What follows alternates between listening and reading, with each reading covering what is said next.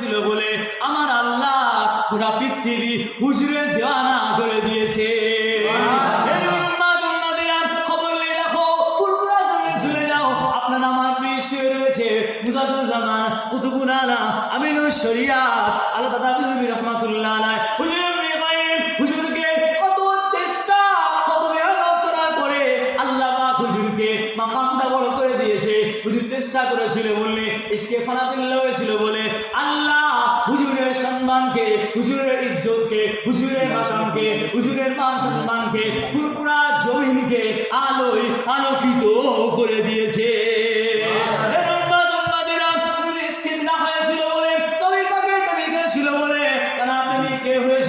খবর নিয়ে দেখো ওসিয়াটের জমিনে কে রয়েছে?